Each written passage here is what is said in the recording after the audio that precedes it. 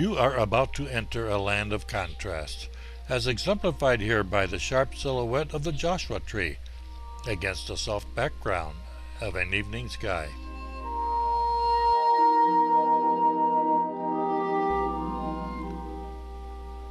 Where you will find that the deserts of the American Southwest is a land of much beauty, and not just the harsh desolation it is made out to be.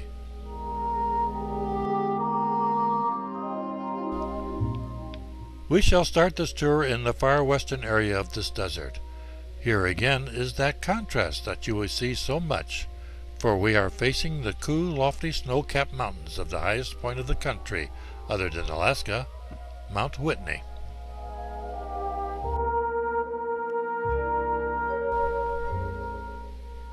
It is just September, and yet the trees are already turning gold in anticipation of the coming snows of winter.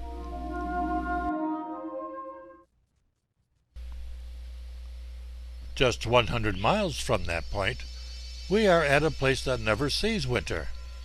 And to accentuate the contrast, we find it is the lowest area of the country.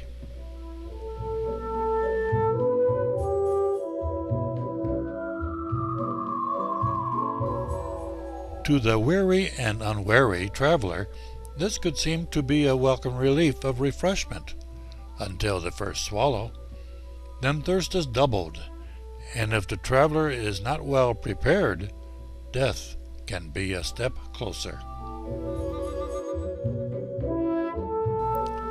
Badwater is located in one of the most famous, and at one time, one of the most averted deserts of the American Southwest.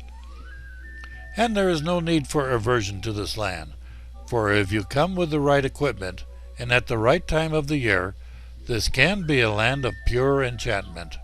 But then, maybe the name of this desert is enough to keep some away. This photograph is from 1960. Death Valley is now a full national park. The western entrance to Death Valley is through Towns Pass, 4,956 feet high. As high as this is, you can already feel the heat and dryness of the desert around you. As you descend into and get your first look at the valley, the heat and dryness become more noticeable. That is why, though the park is open year-round, it is suggested that you visit it between October 15th and May 15th. Then the days are not uncomfortable, and the nights can be quite cool. What's this? A traffic cop in the middle of nowhere?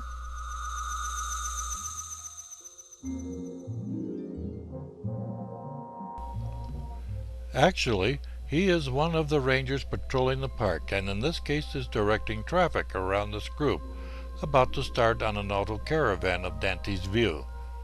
At stops along the way, the caravan director will give us interesting bits of points of interest and history of the area. For instance, he would tell us something of the Borax works, such as this one here. In the 1880s, cottontail borax, which is ulexite, was refined here at the Harmony Borax Works and freighted over agonizing miles of desert in huge, high-wheeled wagons drawn by 20-mule teams. The ranger guides had many anecdotes of the hardy people who tried to use Death Valley as a shortcut to the gold fields of California. One group found themselves in the valley with oxen and wagons in very poor shape. They finally killed and ate the oxen, using wagon wood for cooking fire, then walked out through Town Pass, at which point a woman turned and looked back and cried, "Goodbye, Death Valley." Now you know how the name came about.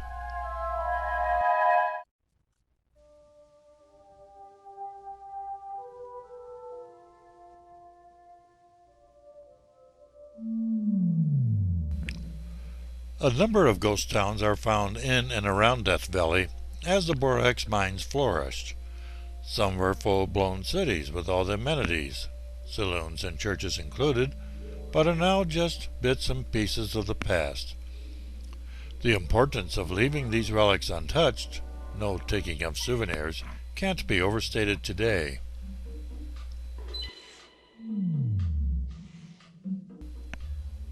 Borax has many more uses than just cleaning, such as an antiseptic, infusing metals, preserving foods, even as an ingredient in rocket fuel. On the way to Dante's View, you see a country that looks hot, dry, desolate, and is awesome in its beauty and vastness, and yet you can see the green of growing plants along the road. There are over 600 species of plants growing in the park.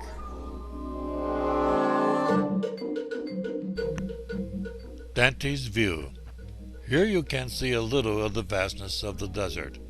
Actually, though the valley is quite narrow, ranging from 4 to 16 miles in width, it is about 140 miles long.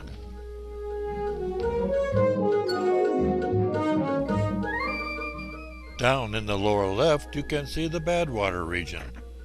About 500 square miles of the park are below sea level.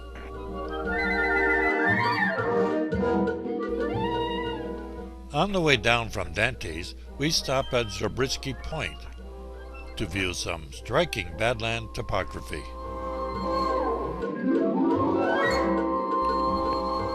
This unusual sight is caused by rare torrential rains on clay deposits, which being nearly impervious to water allows much of the rain to run off immediately. Eroding of the clay by small rivulets has caused deep gullies.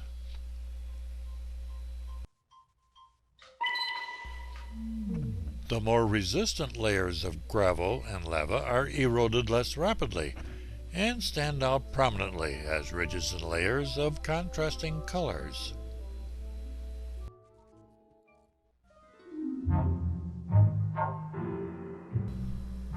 Gulf, anyone?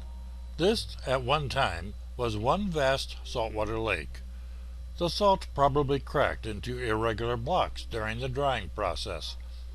These blocks were tilted and raised by the recrystallization of the salt.